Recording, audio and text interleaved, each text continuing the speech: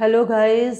हाँ, आज हम आपके सामने एक नई वीडियो लेके आए हैं। जो ऑलरेडी डिस्कस्ड वीडियोस हैं उनमें हमने आईईपी प्रोग्राम, जो इंडिविजुअलाइज एजुकेशन प्रोग्राम है, उसके बारे में बताया था। उसके बाद फिर नेक्स्ट जो थी उसमें हमने जो important documents to be included in the IEP वो बताया था। अब हम देख रहे हैं कि ये इसकी प्रोसेस कैसे होती है, इंडिविजुअलाइज एजुकेशन प्रोग्राम की जो प्रोसेस है वो कैसे होती है।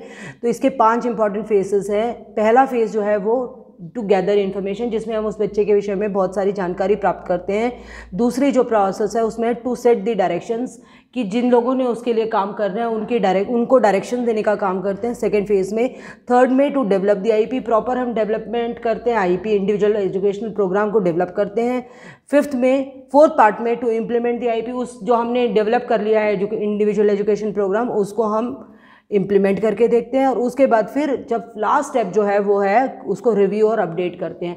जब वो पूरा प्रोग्राम बन जाता है, उसको इम्प्लीमेंट कर चुके होते हैं, फिर उसमें जो कमियां होती हैं उनको फिर से अपडेट करते हैं और फिर से दोबारा उसको इम्प्लीमेंट करते हैं। तो इस तरह से हम आज जो ये इस वीडियो में सबसे पहली जो स्टेप है जिसमें हम इंफॉर्मेशन को कैसे गैदर करेंगे वो डिस्कस करें। पहला जो पार्ट है इसका गैदरिंग इन्फॉर्मेशन, तो उसमें सबसे पहला क्या करना है, कहाँ से लाएंगे उस बच्चे के बारे में इन्फॉर्मेशन, किसके बारे में इन्फॉर्मेशन कलेक्ट करने हैं, स्पेशल स्टूडेंट के बारे में इन्फॉर्मेशन कलेक्ट कर रहे हैं। कैसी इन्फॉर्मेशन? सबसे पहले उसकी पर्सनल इन्फॉर्मेशन। पर्सनल इन्फॉर्मेशन से क्या मतलब है कि उसका नाम, उसके पेरेंट्स का नाम, वो जब पैदा हुआ उसको कोई दिक्कतें तो नहीं थी, जब उसकी मदर की डिलीवरी हुई तब कोई दिक्कत तो नहीं थी, जब वो वूम में था तब कोई दिक्कत तो नहीं थी, उसका इन्वायरमेंट किस प्रकार का था, क्या उसकी पेरेंटिंग किस प्रकार की थी, उसका इकोनॉमिक बैकग्राउंड किस प्रकार का है, ये सब जितनी भी इंफॉर्मेशन है वो सारी की सारी, उसको कोई हेल्थ की प्रॉब्लम तो नहीं थी, ड्यूरिंग बर्थ उसके मदर को कोई प्रॉब्लम तो नहीं हुई, उसके सिबलिंग्स कितने हैं, वो उनका घर का व्यवहार कैसा है, आपस में सिबलिंग्स किस तरह से बिहेव करते हैं, उसको कोई और प्रॉब्लम तो नहीं है, जितनी भी चीज़ें उसके आसपास घटने वाली उसकी प्रॉब्लम जो पर्सनल इन्फॉर्मेशन है हम उसको गैदर करेंगे। नेक्स्ट जो है वो है information related to student with special need provided by identification, placement and review committee. Details of students exception, जो उसकी स्टूडेंट की एक्सेप्शनलिटी है उसके बारे में हम डिस्कस करेंगे। उसमें क्या है कि जो आइडेंटिफिकेशन, प्लेसमेंट और रिव्यू कमेटी है, ये कमेटी बनाई जाती है हर एक स्टूडेंट के लिए जो उसको आइडेंटिफाई करती है कि भाई इसकी कोई स्पेशल नीड है या नहीं है, फिर उसको कहाँ पे उसको प्लेस किया जाए और उसकी जो भी नीड्स हैं उनको रिव्यू करने के लिए। और वो टोटल डिटेल, वो उसकी पर्सनल इन्फॉर्मेशन और चीज़ें जो भी उनके पास इन्फॉर्मेशन होती है उसको गैदर करके उसके बारे में इन्फॉर्मेशन देती है कि ये बच्चा इस पर्टिकुलर उसकी ये जो है स्ट्रेंथ्स हैं, ये उसकी नीड्स हैं, इनको सेटिस्फाई करने के लिए हमें इंडिविजुअल एजुकेशन प्रोग्राम बनाना पड़ेगा।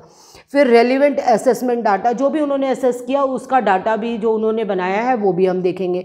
उसके बाद मेडिकल सपोर्ट सर्विसेज, अगर उसको मिल चुकी हैं तो क्या मिली हुई हैं और अगर उसे नहीं चाहिए तो क्या चाहिए।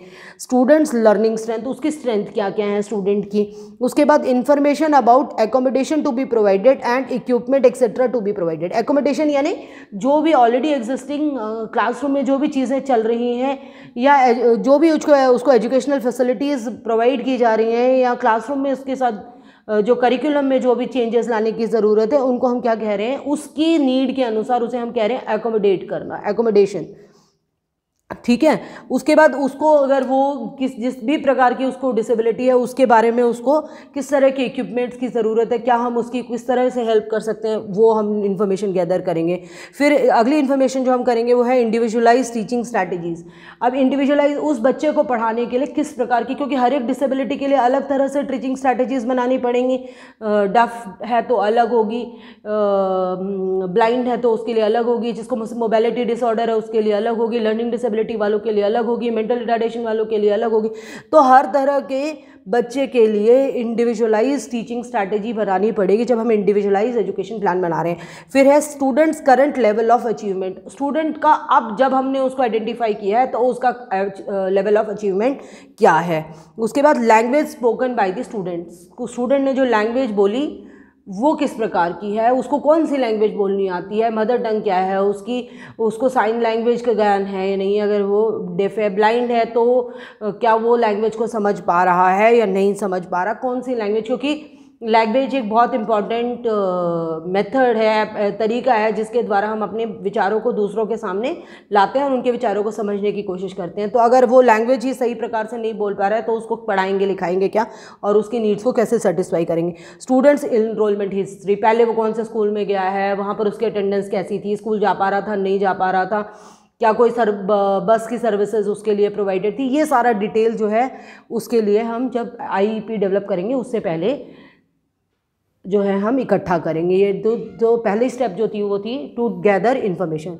नेक्स्ट स्टेप जो है टू गैदर इन्फॉर्मेशन के बाद है कि ये सारी इन्फॉर्मेशन गैदर करने के लिए हमें बहुत सारे लोगों की आवश्यकता पड़ेगी, उनसे कंसल्ट करने की ज़रूरत पड़ेगी। तो कौन से इन्फॉर्मेशन कौन से लोग हैं जिनसे हम कंसल्ट करेंगे।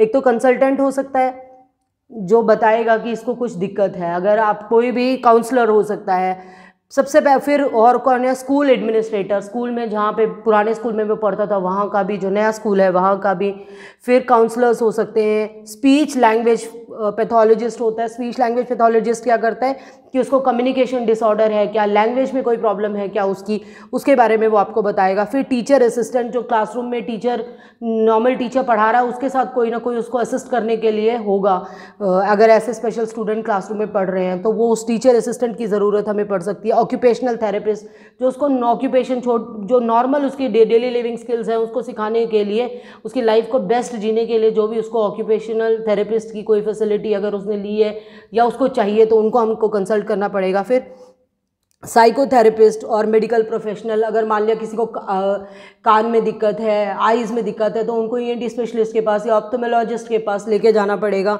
या फिर और किसी तरह की दिक्कत है, उसको मोबिलिटी की प्रॉब्लम है या लर्निंग डिसेबिलिटी है, तो वहाँ पर किस तरह के मेडिकल प्रोफेशनल्स के साथ हमें कंसल्ट करना पड़ेगा। फिर सोशल वर्कर्स जो भी उसके कॉन्टैक्ट में आएंगे उनके पास भी उसके पास इंफॉर्मेशन होगी उनसे उस बच्चे से रिलेटेड। फिर डिस्ट्रिक्ट एडमिनिस्ट्रेशन, मान लिया सिविल हॉस्पिटल में हमारे पास डाटा हो सकता है उन बच्चों से रिलेटेड। फिर सर्विस प्रोवाइडर, मान लिया कोई सर्विस प्रोवाइडर है जिससे उससे हियरिंग एड लिया है या जिससे उसने ब्रेल खरीदी है या कोई और चीज़, तो वो ये सब लोग जो हैं हमें ये इन्फॉर्मेशन प्रोवाइड कराने में हमारी मदद कर सकते हैं। तो ये था पहला फेज़ प्रोसेस ऑफ आईईपी का, जिसमें हमने उस बच्चे के बारे में इंफॉर्मेशन को गैदर किया है। So this was the first point. Next video में हम टू सेट द डायरेक्शंस को डिस्कस करेंगे कि हम किस को बताते हैं कि आपने किस तरह से उस बच्चे के लिए काम करना है इंडिविजुअलाइज्ड एजुकेशन प्रोग्राम में। सो थैंक यू गाइज, आपने मेरा वीडियो देखा। अगर आपको मेरा वीडियो अच्छा लगता है और आपको मेरी पढ़ाई हुई बातें समझ आ रही हैं तो प्लीज़ लाइक, शेयर और सब्सक्राइब ज़रूर करें और कमेंट्स में मुझे बताएं कि अगर आपको कोई चीज़ समझ नहीं आ रही है या कहीं इम्प्रूवमेंट की आवश्यकता है। Thank you very much.